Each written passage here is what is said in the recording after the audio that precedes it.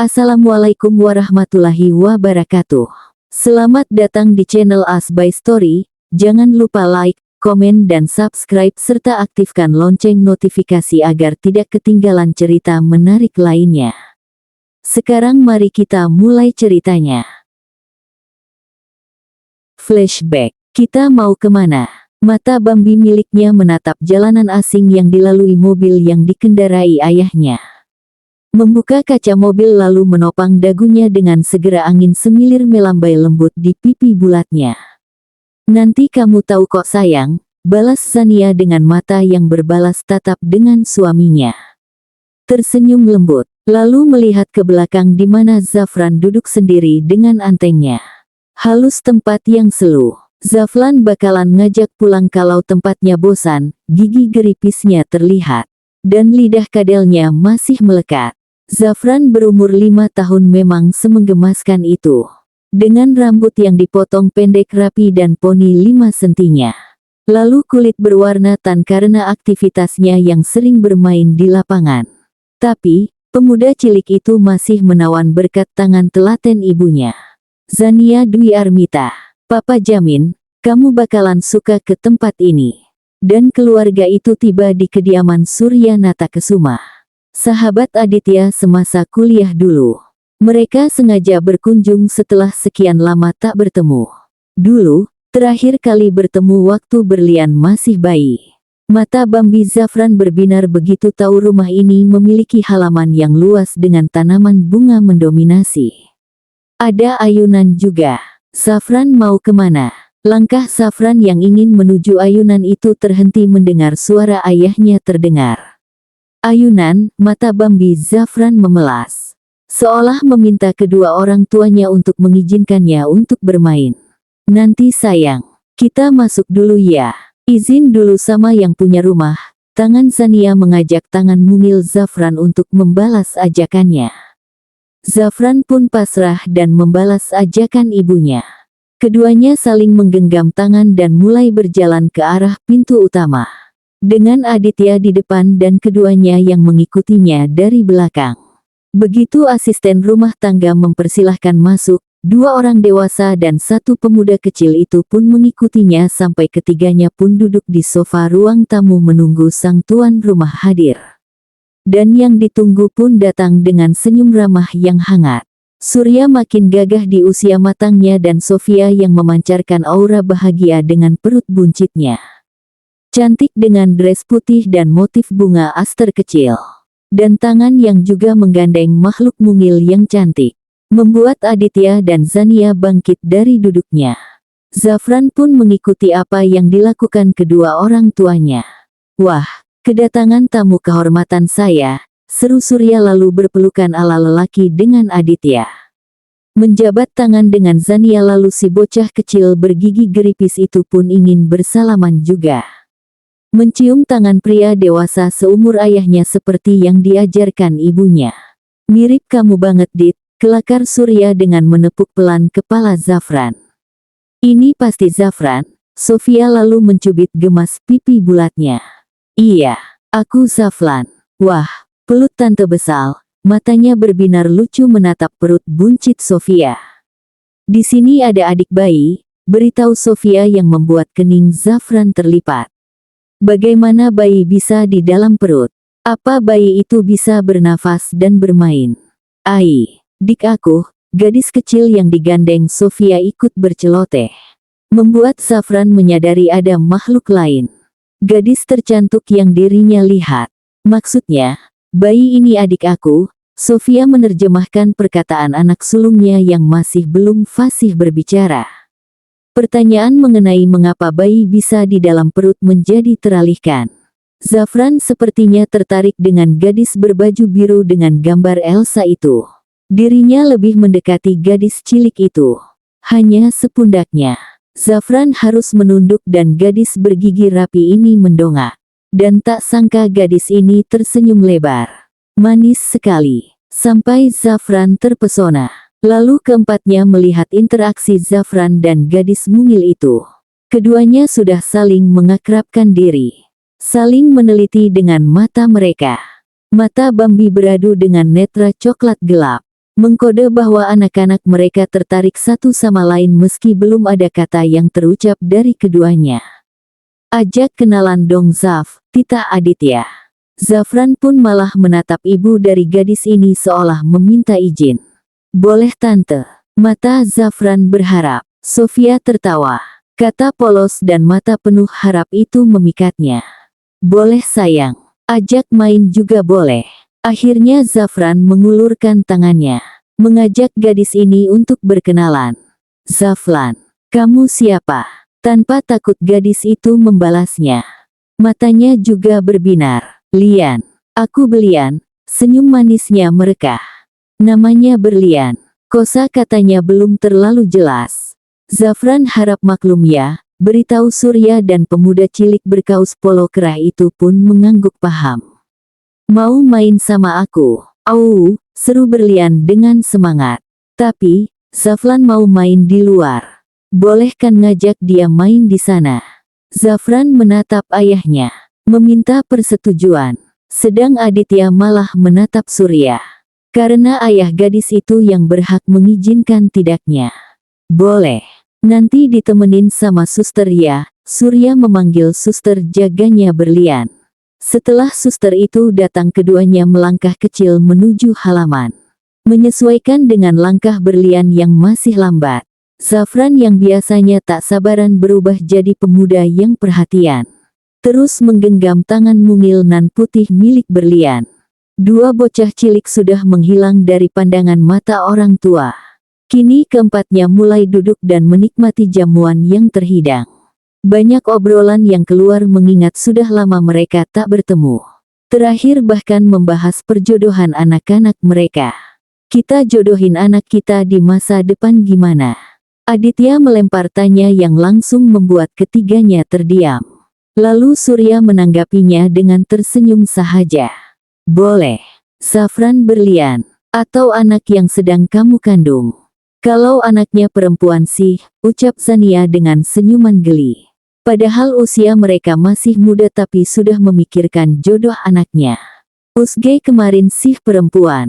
Kalau benar, ya, tinggal di Zafrannya mau milih siapa. Ya, kan mas. Sofia menatap suaminya dibalas rangkulan oleh lelaki berambut coklat tua itu. Iya, tapi, apapun kedepannya nantinya, semoga yang terbaik. Kalau di antara mereka gak berjodoh, ya, kitanya juga jangan maksa. Semua mengangguk setuju atas apa yang diucapkan Surya. Takdir itu masih rahasia ilahi. Ini udah berapa bulan sih? Zania mendekat ke Sofia. Mengelus perut buncit itu. 6 bulan. Mas, mata Zania memandang suaminya dengan tatapan ingin yang kentara. Tapi dibalas gelengan oleh Aditya. Zafran udah cukup kok, alasan Aditya tak mau menambah anak adalah trauma waktu Zania melahirkan dulu. Hampir saja wanita itu meregang nyawa. Baginya Zania lebih berharga.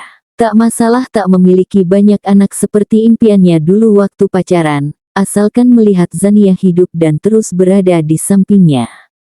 Tapi kita kalah loh sama mereka. Kita yang nikahnya lebih dulu tapi anaknya baru 1. Sedang mereka udah mau 2, Zania tetap merengek. Dari dulu sebenarnya dirinya ingin menambah anak. Perempuan kalau bisa. Tapi, karena traumanya, Aditya enggan menurutinya. Ngurus 1 aja kamu sering kecapean. Udah ya, jangan minta itu terus. Aku bersyukur kok punya Zafran doang. 1 udah lebih dari cukup, final Aditya yang tak mampu lagi Zania bantah. Dirinya hanya bisa mengerucutkan bibirnya lalu terfokus lagi dengan Sofia. 2 ibu muda itu mulai berbagi rasanya jadi ibu di usia yang terbilang muda. 2 bapak di obrolan seputar bisnis. Sedang Zafran dan Berlian bagaimana keadaan mereka? Kira-kira apa yang dibicarakan 2 bocah cilik itu? Ternyata keduanya sibuk membangun istana pasir. Jadi, di samping rumah tepatnya di halamannya banyak sekali tempat bermain. Seperti kolam renang mini dari karet, kolam pasir lalu rumah karet pun ada. Lagi, 2 ayunan, jungkat-jungkit dan perosotan. Sepertinya Zafran harus juga meminta yang seperti ini pada orang tuanya. Keduanya sibuk mencetak pasir-pasir itu lalu membangun istana. Berantakan. Karena berulang kali berlian yang sok tahu menggagalkannya. Hampir saja Zafran meluapkan emosinya. Tapi karena tawa polosnya akhirnya bisa meredam emosinya. Gus. Zapan hebat, bagus. Zafran hebat. Istana pasir itu sudah terbentuk. Tak bagus seperti biasanya, tapi berhasil membuat berlian memujinya. Membuat Zafran tersenyum malu. Ini juga berlian bantuin aku. Jadinya bagus. Kita main di rumah Khaled yuk, ajak Zafran dan berlian menyetujuinya. Menggapai tangan lelaki muda itu, keduanya jalan bergandengan. Bermain lepas saling melempar tawa. Baik Zafran maupun berlian sama-sama memancarkan binar bahagia. Bagi berlian dirinya tak pernah merasakan hal ini. Bermain dengan teman sebaya ternyata semenyenangkan ini. Dan begitu juga dengan Zafran. Lelaki muda itu pun baru tahu bermain dengan perempuan tak seburuk itu. Apalagi banyak celoteh membuat permainan semakin ramai. Biasanya, jika dirinya bermain dengan sepupunya yang bernama Javier dan Om Aidan yang berbeda 7 tahun di atasnya itu, kebanyakan adu otot. Kadang permainan pun jadi tak seru lagi. Lelah. Mereka berdua duduk di ayunan. Suster jaga pun duduk di bangku tak jauh dari mereka. Mungkin penat juga melihat anak kecil bermain. Maklum, anak kecil kan hiperaktif. Jadi, butuh tenaga ekstra dalam menjaga mereka. Mata Bambi Zafran bahkan sering mencuri pandang pada gadis kecil berumur 2 tahun itu. Rambut hitamnya sudah lepek, jepit rambut sudah tak lagi di tempatnya. Keringat bahkan hadir di pelipisnya. Pipi gembilnya juga berwarna merah. Mungkin capek, tahu sendiri nafsu bermain Zafran bagaimana. Orang yang bermain dengannya pasti akan banyak kehilangan tenaga. Berlian capek, berlian menoleh. Memperlihatkan wajah lelahnya. Apek, piselu, capek, tapi seru, wajah berlian kembali berbinar. Zafran yang melihatnya jadi meleleh. Nanti berlian main ke rumah Zafran. Kita main bola. Di sini gak ada bola, maksudnya bola basket. Berlian menggeleng. Gak au, ibu diri. Pelutnya ada dik. Gak oleh mana-mana atau papa. Berlian temani ibu aja, meski perkataan berlian belum sempurna. Banyak huruf yang hilang juga tapi Zafran tetap memahaminya. Bahasa balita memang hanya untuk anak kecil juga. Kalau gitu Zafran yang akan seling ke sini. Bawa bola basket. Nanti, berlian minta papanya ya, buat pasang link basket. Meski tak paham apa yang dibilang Zafran, berlian tetap mengangguk oce. Lalu berlian berdiri dari ayunan. Menghampiri Zafran. Langsung saja mengelap keringat yang meluncur turun dari pelipis ke pipinya. Zafran kecil sampai menahan nafas. Tak kuat dengan tindakan spontan berlian. Anyak lingat. Zapan apek netia. Zafran kecil linglung. Malah menatap berlian yang berdiri di dekatnya. Hah. Tangan berlian jadi kotor. Kenapa halus lap keringat Zafran? Zafran jadi berdiri dan mulai mengusap bekas keringatnya di telapak tangan berlian. Papa seling lap lingat lian juga. Atana dak oleh ada lingat. Anti-antik na ilang. Lau Zapan, anti-anteng na ilang. Berlian tertawa. Jantung mungil Zafran jadi berdesir. Sejak saat itu tawa berlian adalah favoritnya. Berdekatan dengan berlian adalah keinginannya. Satu kunjungan hari itu berhasil membuat Zafran merasa tempat itu, rumah berlian maksudnya, menjadi tempat paling seru. Melebihi lapangan basket, bahkan ring yang sudah dipasang di halaman rumah berlian pun jadi dirinya abaikan. Dan ya, Zafran jadi sering berkunjung. Selepas pulang sekolah dirinya pasti merengek ingin ke rumah berlian. Hari Minggu adalah hari favoritnya karena dirinya bisa berkunjung dan bermain lebih lama dengan berlian. Tapi, kebahagiaan itu tak bertahan lama. 2 bulan mereka bersama dan inilah akhirnya. Zafran harus ikut orang tuanya ke Inggris. Aditya berniat melebarkan bisnisnya sampai ke benua Eropa. Mau tak mau istri dan anaknya harus ia boyong. Lagi pula dirinya juga memberikan kesempatan bagi Damian agar bekerja dengan benar. Adik iparnya itu terlalu berleha karena harta mertua. Benar-benar parasit. Hari ini hari terakhir Zafran bertemu dengan Berlian. Dengan Berlian yang sudah merajuk tahu kalau teman mainnya akan pergi jauh. Mereka kini duduk di bangku halaman rumah Berlian. Ingin bercerita untuk terakhir kalinya. Zapan jaat, Galin, Bey diri. Anti Bey main ama capa. Zaflan gak jahat. Papa Zaflan yang jahat pisahin kita. Nanti adik Bey kan lahir. Bey jadi ada temannya kok. Tapi, Bey janji ya. Gak lupain Zaflan. Mata Bambi Zafran menatap sendu wajah mungil itu untuk terakhir kalinya. Berat, tapi dirinya memang harus ikut orang tuanya. Soal panggilan Bey, itu tercetus dari mulut Zafran sendiri. Katanya lebih mudah memanggil gadis yang di bawah 3 tahun darinya itu. Berlian juga menyukainya.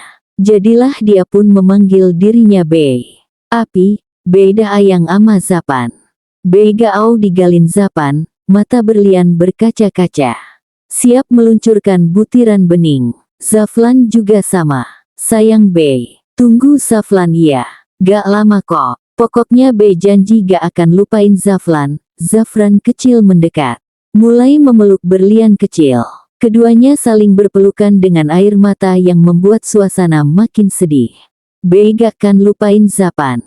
Bey akan selalu ugu Zapan. Di sini, di ayunan itu uga. Saling melepas diri. Penuh air mata mengharu biru. Keduanya akhirnya berpisah. Tak lagi ada komunikasi. Mulai berfokus diri dengan kegiatan mereka. Orang tua mereka pun semakin sibuk. Aditya dengan bisnis yang makin pesat dan butuh pengelolaan yang benar. Zafran mulai sekolah dengan kegiatan yang sama padatnya. Berlian pun jadi sibuk ketika adiknya lahir. Cantik seperti dirinya. Ruby namanya. Wajahnya kecil dengan pipi merahnya. Tapi, rasa sepi tetap hadir.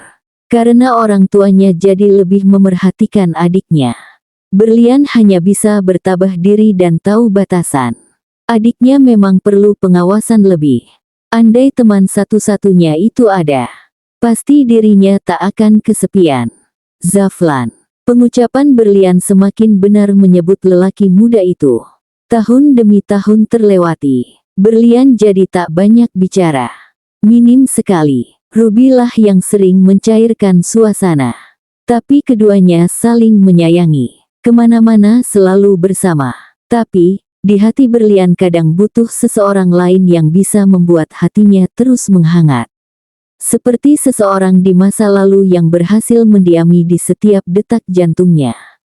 Sebenarnya, di sekolah ada lelaki yang sering mengajaknya bermain. Teman sekelasnya, tetangganya juga, pintar dan tampan. Hanya saja Ruby menyukai teman lelakinya. Kadang, mereka jadinya kongsi dalam bermain. Dan itu membuat Berlian tak nyaman. Dirinya tak suka berbagi. Akhirnya dirinya jadi menjauhi anak lelaki itu. Maaf Jeano, ini juga demi Ruby yang sering memintanya pergi ketika ingin berduaan dengan lelaki yang disukainya. Mulai melangkah pergi dari bangku tempatnya dulu bermain dengan Zafran.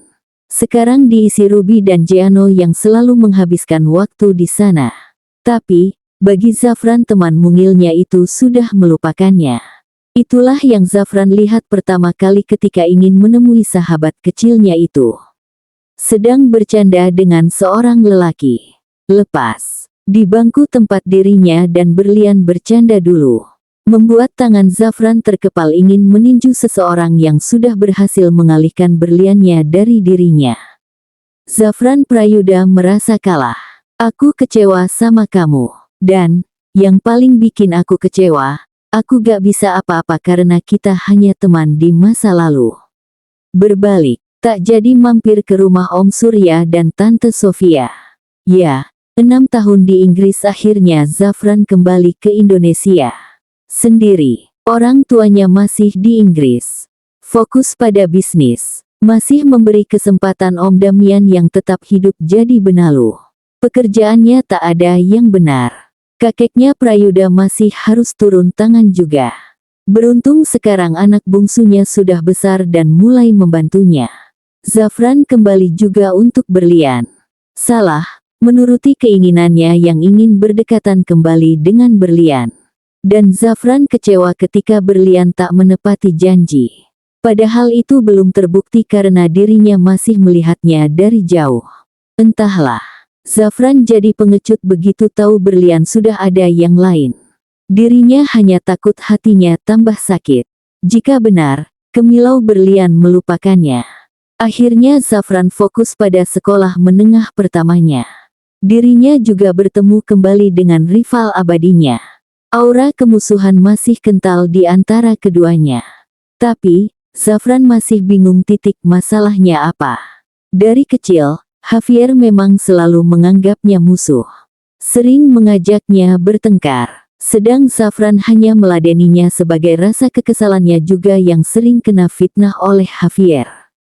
Tapi, Zafran juga tak sangka setelah lama tak bertemu bahkan mereka yang jarang interaksi itu, Javier masih memandangnya sebagai rival. Jelas dari tatapan tajam dan tak senang oleh kehadirannya. Dirinya malah jadi lebih dekat dengan Javier adiknya. Mengurangi rasa rindunya pada teman masa kecilnya. Meski kadang, rindu ingin bertemu berlian selalu hadir menghampiri. Tapi Zafran menahannya sampai kelulusan SEM. Tak memberitahu ataupun mengunjungi berlian bahwa dirinya di Indonesia. Tapi, memasuki SMA Zafran tak bisa lagi menahan untuk tak melihat berlian. Mulai mencari sekolah berlian di mana lalu medsos gadis itu juga. Tapi, Zafran tak akan menampakkan dirinya. Karena sejak saat itu Zafran hanya bisa memandangnya dari jauh. Mengawasi dalam hening. Dan jika cemburunya menguasai ketika banyak teman lelaki yang mendekati berlian, Zafran hanya mampu melepaskan emosinya sendiri dengan melemparkan dirinya pada kegiatan sekolah yang padat. Jadi budak sekolah melalui organisasi. Setelah emosinya redam dirinya akan kembali mengikuti dan mengawasi berlian. Aku capek selalu jadi bayang kamu. Tapi, aku lebih takut terima kenyataan bahwa kamu melupakanku. Zafran selalu menyimpulkan berlian akan sulit dirinya gapai. Setahun lebih dirinya jadi stalker yang dirinya dapat adalah berlian tak seceria dulu. Gadis itu begitu dingin dan tak tersentuh. Meski banyak lelaki yang mendekati, yang selalu Zafran syukuri tak ada yang diterima berlian. Gadis itu sepertinya tak pernah pacaran. Dan Zafran harus tahu alasan berlian itu tak pacaran adalah masih menunggu sahabat kecilnya. Dirinya juga sengaja membangun image dingin agar lelaki tak sembarang mengikutinya. Tapi, yang namanya lelaki jika dibuat penasaran akan perempuan bukankah lebih semangat mereka mengejar. Dan sekarang berlian merasa lelah menunggu. Apa dirinya harus menyerah? Lelaki itu tak kembali. Ingin berkomunikasi tapi dirinya tak tahu nomor lelaki itu. Medsos. Berulang kali dirinya mencari tapi tak ada hasil. Kata ibunya keluarga Prayuda memang tertutup dari jangkauan media. Seolah bersembunyi dari teknologi. Lagi pula dirinya sering mendapat surat yang perhatiannya terpusat oleh kata-kata manisnya. Hadiah kecil yang dirinya dapat, membuat berlian merasa bahagia. Sedikit demi sedikit menggeser posisi Zafran yang selalu dirinya tunggu beralih menunggu surat dari seseorang yang menamainya Batu Kali. Angkat dong Javier, tersambung. Tapi tak ada tanda-tanda Javier akan mengangkat teleponnya. Ruby mulai kesal tapi dirinya mencoba lagi menekan tombol dial untuk menghubungi lelaki itu. Ada yang harus dirinya pastikan. Dan Ruby melempar kesal ponselnya ke sofa. Begitu ponselnya yang bersuara adalah operator. Lalu duduk dengan wajah yang menekuk kesal dan tangan yang terlipat di dada. HP gak guna. Ditelepon tapi kagak diangkat. Jual aja tuh, HP lo Javier. Ruby mengomel kesal. Suaranya bahkan bergema di ruang tamu yang sepi ini. Javier sudah pergi hampir 1 jam yang lalu. Pria itu akhirnya enyah setelah Ruby bisa berkelit dari pertanyaan yang menjebak itu. Ruby bodoh hampir saja membeberkan faktanya. Bisa-bisanya dirinya menyebut kakaknya di depan salah satu sepupu Zafran. Jika diingat mungkin wajah Ruby sudah seperti keledai yang siap dibodohi. Lo bilang apa tadi? Berlian. Lo kenal? Hah? Otak Ruby mendadak blank dengan pertanyaan Javier. Kebiasaan. Mulutnya pasti asal jeplak seenaknya. Ruby harus bisa berkelit, agar pertanyaan dirinya mengenal berlian gak terus ditanyain sama si kakak Javier ini. Ayo otak, bekerja keras. Hahaha. Emang ada orang yang namanya berlian. Lagian gue bilang berlian karena jepitannya ada berliannya kan. Bagus. Ngeles yang sempurna Ruby. Si anjing. Lo aja namanya nyontek batu merah Ruby. Lagian nama berlian emang langka. Tapi, orang yang gue kenal dengan nama berlian yang tersemat, cantiknya one and only tak tertandingi. Dahlah males juga gue ngejelasin. Bye. Lelaki itu pergi dan Ruby bisa menghela nafas lega. Tapi sedikit geli ada manusia yang begitu bucin dengan kakaknya. Sial, Ruby baru sadar kakaknya itu ternyata punya seseorang di masa lalu yang begitu mencintainya. Dan kenapa bisa dirinya tidak tahu hal ini? Javier mengaku pacarnya berlian. Lalu Zafran, bagaimana nasibnya? Berakhir ditinggalkankah karena kakaknya kembali pada masa lalunya? Lagi pula dari kacamatanya sepertinya Javier akan merebut apa yang harus jadi miliknya. Dan inilah alasan dirinya menelpon Javier. Ada yang harus dirinya tanyakan pada lelaki itu. Sepertinya dirinya juga harus berkata jujur. Soal dirinya sebagai adiknya berlian. Mungkin Javier bisa diajak kong-kalingkong untuk menutup rapat soal rahasianya. Semoga saja. Tapi, tuh orang ditelepon juga kagak diangkat. Pasti sibuk sama bule Aussie sana. Atau bisa jadi karena di sana sudah dini hari. Dimana lagi nyenyak-nyenyaknya tidur. Ya, Ruby harus bisa berpikir positif. Mulai memejamkan mata. Ruby menjernihkan otaknya dahulu. Meredakan rasa kesalnya sebelum bertemu kasur. Hampir saja dirinya terlelap sampai bunyi bel terdengar. Dengan gontai Ruby berjalan ke arah pintu masuk tanpa curiga siapa yang bertamu malam hari. Mengingat dirinya bukan pemilik asli apartemen ini. Malahan Ruby bersembunyi di sini. Jikapun ada tamu pasti itu bermaksud pada Javier. Tapi, Ruby yang setengah linglung itu malah membuka pintunya. Menampilkan pria tinggi dengan tampang datar dan setelan kantor yang masih melekat di tubuhnya. Benar dugaan saya. Kalian pasti tinggal bersama. Ruby mengerjapkan matanya. Melihat dengan jelas siapa pria di hadapannya sekarang. Membuat jantungnya terasa berhenti berdetak. Kaget. Oh Om Aidan. OM. Teriak Ruby setelah keterkejutannya. Iya, saya. Kaget. Kepergok. Bisa-bisanya kalian tinggal bersama. Aidan menyorot tajam dengan angkuhnya. Berani sekali Javier kumpul kebo seperti ini. Apa karena budaya di Aussie dirinya jadi terbawa dan menjadi berani mengajak seorang perempuan untuk tinggal bersama? Merusak martabat Prayuda. Apa dirinya mau mengikuti jejak kakaknya? Jelas kagetlah Om. Malam-malam begini ngapain bertamu? Jelas. Mau memergoki tindakan tak terpuji kalian. Tindakan tak terpuji. Maksudnya, biarkan saya masuk dulu. Gak sopan kamu mengajak tamu berbicara di pintu seperti ini. Aidan segera masuk melewati Ruby yang masih linglung itu. Seharian ini Ruby benar-benar mendapat kejutan terus. Akhirnya mereka berdua duduk dengan Ruby yang duduk tegak dan tegang. Sedang Aidan duduk secara menyilangkan kakinya dengan tangan yang melipat di dada. Wajahnya datar dan angkuh seperti biasanya. Mana si Javier? Bisa-bisanya dia bersembunyi, tanya Aidan. Kan, Javier udah berangkat ke Aussie. Gimana sih Om? Balas Ruby dengan sedikit ketus. Oh, jadi si Javier udah berangkat. Bagus deh. Berarti kalian gak kumpul kebo. Aidan bisa tenang sekarang.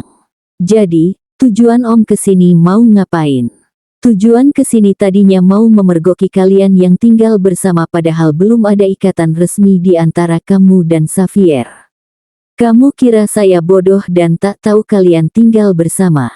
Sejak saya mengantarkan kamu pulang dan saya ingat Xavier juga tinggal di salah satu unit apart di sini, saya curiga kalian tinggal bersama. Tapi, dulu saya menyangkal mungkin kalian bertetangga. Akhirnya saya membiarkannya. Lalu saya memerintahkan seseorang untuk menyelidikinya. Karena ya, hati saya merasa tak tenang. Dan orang suruhan saya memang mengatakan kalian tinggal bersama. Sayangnya, ketika saya ingin mengunjungi kalian, pekerjaan saya yang padat berakhir menunda kedatangan saya ke sini. Dan, bisa kamu lihat, hari ini, malam ini saya baru bisa berkunjung. Tapi, saya senang kalian sudah terpisah. Tetap, saya tak akan biarkan kamu lolos dan berkelit dari pertanyaan saya, siapa kamu sebenarnya dan mengapa bisa tinggal dengan Xavier? Jawab jujur, siapa kamu sebenarnya? Setelah menjelaskan panjang lebar sekarang Aidan menuntut Ruby untuk menjawab pertanyaannya. Berkata jujur siapa gadis itu bagi Xavier. Perempuan penipu identitas ini tak akan dirinya biarkan begitu saja. Tentu, Aidan tahu perempuan ini ternyata penipu tampilan juga. Dirinya kira rambutnya benar blonde. Taunya rambutnya berwarna coklat gelap dan pendek. Sialnya, sepertinya gadis ini masih remaja. Tampil sederhana dan bare face seperti ini bisa dilihat gap jauh umur mereka sekarang. Dan Ruby terus memutar otak untuk berkelit lagi. Ternyata, kesialannya tak cukup sekali. Tapi berkali-kali, Ruby jadi menyesal menghubungi Xavier kala itu.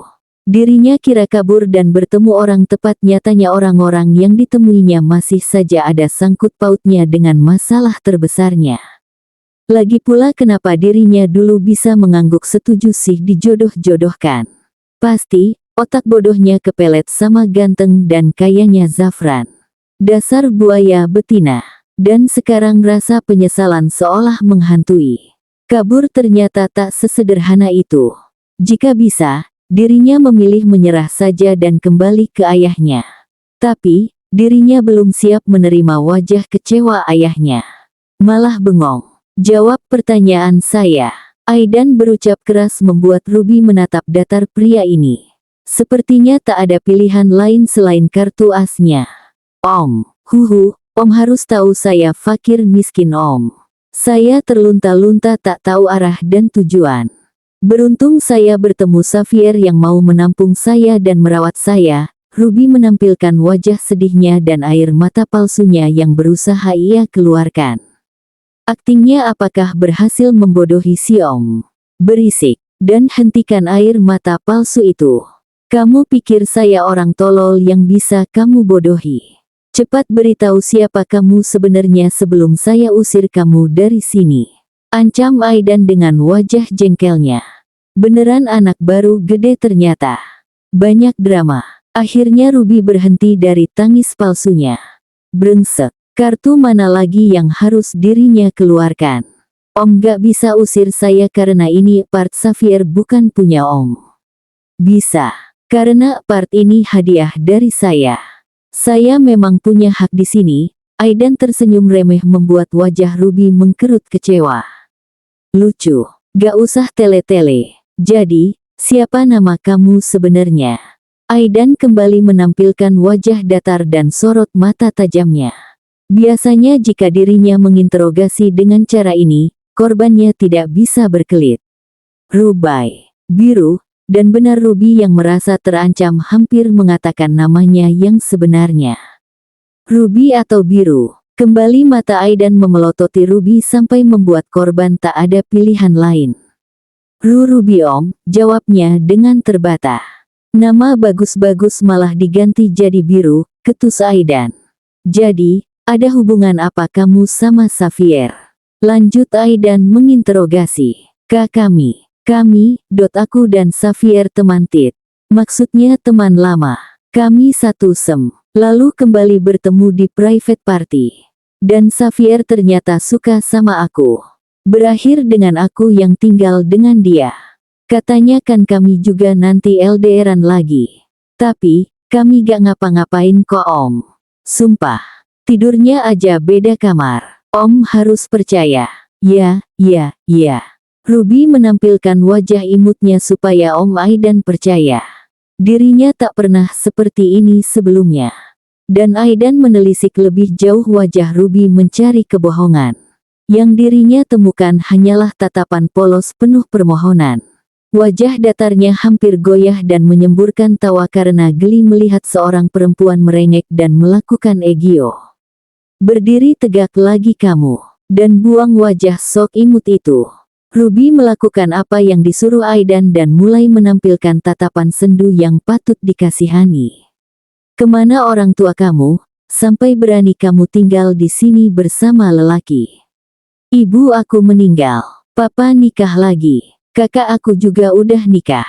Aku kesepian. Akhirnya, Xavier hadir dan menawarkan rumah juga. Berakhir dengan aku tinggal di sini. Bohong dikit gak bakalan kan dirinya kena kualat sama papanya. Intinya kamu kaburkan dari rumah. Iya, pulang. Ayah kamu pasti nyariin, Tita Aidan yang sebenarnya ingin Ruby lakukan. Pulang ke rumah bertemu papa dan berjumpa dengan guling kesayangannya. Melakukan rutinitasnya. Tapi, Ruby masih seorang yang pengecut. Gak mau. Papa udah pindah ke rumah istri barunya. Kakak juga semenjak nikah jadi gak peduliin aku. Mereka udah di jalan masing-masing. Dan aku sekarang berada di jalanku. Ruby menunduk, lelah dengan semua ini. Pura-pura, banyak bohong. Semoga mereka tak seperti apa yang dirinya ucapkan barusan. Tapi, kamu masih punya keluarga. Bukannya saya gak mau nampung kamu. Tapi, takutnya keponakan saya dituduh menyembunyikan anak orang. Sekarang berapa umur kamu? 21 tahun. Oh, saya kira kamu masih 17 tahun, dirinya salah kira kembali. Aidan pikir perempuan ini masih SMA. Ternyata sudah kuliah toh. Oh, jelas. Aku emang awet muda, Ruby sedikit mengibaskan rambut pendeknya. Membuat Aidan memutar mata jengah. Menyesal membuat perempuan ini merasa di atas awan. Pokoknya pulang. Kamu pikir Xavier bakalan nampung terus benalu macam kamu? Tinggal seenaknya. Pasti dijajanin sama si Xavier. Kalau istrinya sih gak apa-apa. Tapi, ini orang selewat pun dirinya tampung. Mana kena getahnya lagi, ucap Aidan dengan pedasnya. Mulutnya kalau udah julid pasti nyelekit. Ruby yang mendengarnya sampai berkaca-kaca. Siap menangis Bombay. Benalu. Huye. Gue bukan benalu, papa. Ruby mau pulang. Ruby nangis kejar dengan air mata yang benar-benar mengalir. Kit hati banget sama ucapannya si Om. Tetapi ada benarnya juga. Dirinya kan numpang. Dan sekarang Aidan jadi kelimpungan karena pertama kalinya dirinya membuat seorang perempuan menangis. Mana kayak anak kecil lagi nangisnya. Udah mah ngerengek plus suaranya nyaring lagi. Diem, berisik. Saya usir beneran ya kamu. Bukannya ditenangi malah Aidan ancam. Ya, makin kenceng nangisnya. Om jahat. Benci gue sama Om. Tetapi Om, gue juga kagak mau jadi benalu. Om ada kerjaan. Tiba-tiba Ruby putar haluan. Nangisnya sudah mereda tersisa air matanya yang basah di pipinya. Matanya masih berlinang dan menatap polos Aidan siapa tahu nih Om beneran ada kerjaan untuknya. Aidan malah bingung. Dasar anak-anak, bisa gitu, dari nangis jadi minta kerja. Emang anak kecil kayak kamu bisa kerja? Wah, Om mandang remeh sama gue. Manggil anak kecil pula. Nih, ya Om. Meski gue kurus kering kayak abek tapi usia gue udah legal. Udah kuliah. Sering nguli beneran kok gue nya. Ya, emang belum sarjana tapi gue bisa magang dulu kok Om. Siap digaji lagi gue nya. Ruby menunduk hormat siap diterima jadi karyawan teladan. Tapi di kantor saya gak punya lowongan. Harus ada pokoknya Om. Gue maksa soalnya. Ini kenapa jadi bahas kerja sih? Kan saya datangnya mau misahin kamu sama Xavier. Aidan jadi bingung sendiri kenapa obrolan mereka sudah meluber kemana-mana. Pasti karena hari sudah memasuki tengah malam. Udahlah, Om. Gue sama Xavier murni tinggal bareng dalam rangka kagak ada apa-apa. Lagian si Xaviernya juga udah bolehin gue tinggal di sini selama yang gue mau. Om, lagian jika ini part emang dari Om, tapi kan hak miliknya udah jadi milik Xavier.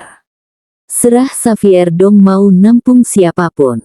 Kan kagak ngerugiin Om juga. Ruby duduk menyandar dengan santai.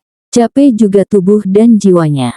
Setelah kena serangan kaget lalu nangis gegara dikatain benalu, sekarang tubuhnya mulai lelah apalagi banyak berbicara seperti ini.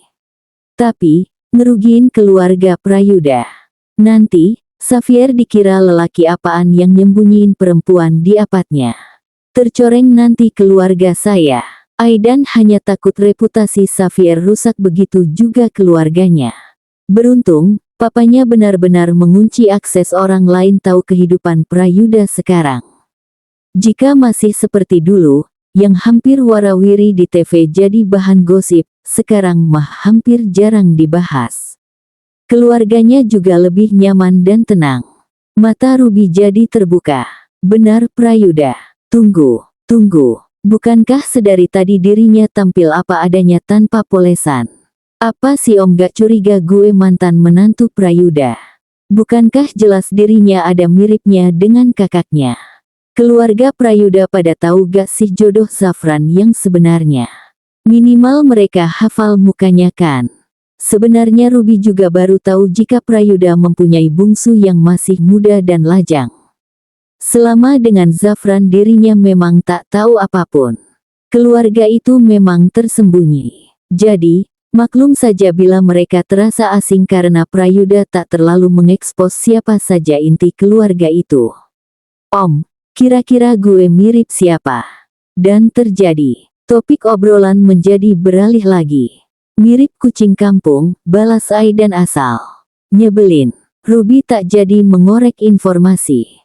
Soalnya yang ditanya pasti menjawab apa. Mending Om pulang deh. Udah larut. Guenya juga mau tidur, usir Ruby dengan mata yang sudah sayu. Lalu menguap lebar. Ya udah, saya pulang.